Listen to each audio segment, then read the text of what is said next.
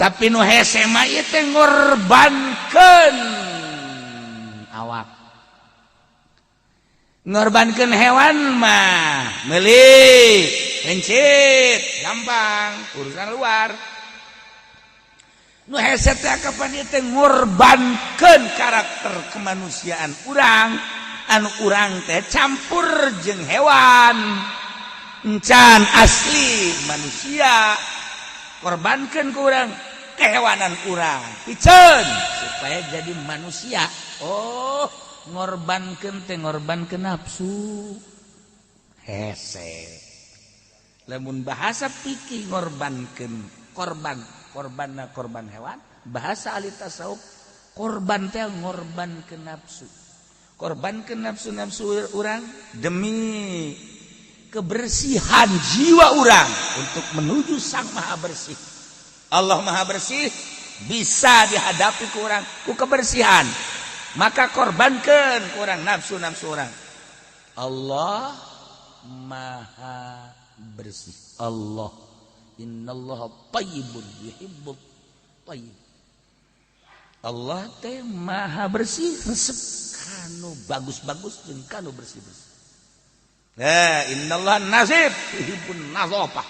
Allah bersih, resepeun kanu bersih-bersih. Mantak urang kudu bersih, atuh lain Allah mah nu bersih pamajikan urang ge resepeun. Urang bersih pamajikan urang ka deukeut, sareungit kakak. Ulah ka aing sia seungit henteu lana. Pas seungit. Padahal pamajikan ge ngajauhan, masa urang deukeut ngajauhan, masa urang deukeut ngajauhan. Cenah bogopan jauh bae. Ulah waka suudon ka pamajikan sia mandi encan. Boh, horenganan. Lain pamajikan bae anakna ge. Mah, isi bau naonnya. Anakna ngomong, asal lain deui cekna. Emang mamah nyandak tarasi. Bapak sia. Daek mandi heran aing mah.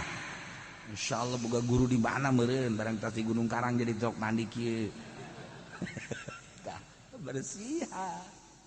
Nu hese ge bersihan kokotor korbankeun nafsu urang ya urang puasa teh keur ngorbankeun nafsu. Allah nyahoan aing nyaho ka sia teh keur ngorbankeun nafsu sia teh lapar sabenerna mah tapi sia demi ridho aing dikorbankeun ku sia nafsu dahar sia kajenting lapar lah kajenting aing nyaho magribna masih mah qada tapi deureus bae sakitu mah tuh kan eta teh keur ngorbankeun ye urang keur ngorbankeun tanaga ti maka di aing nyaho sia teh riweuh sabenerna mah di imah sia cek Allah tapi sia berangkat bae ngaji eta teh ngorbankeun tenaga ngorbankeun kahayang padahal mah di imahna riweuh sebab naon ka pasar teu meunang ka mana teu meunang tu tadi imah bae cekna malah mah ku presiden mah titah ku kudaan di imah tadeuy presiden.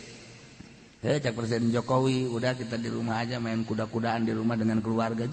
Presiden sih kos gitu. Himbauanan endahan main eta teh keur leutik teh anan ka tam buku.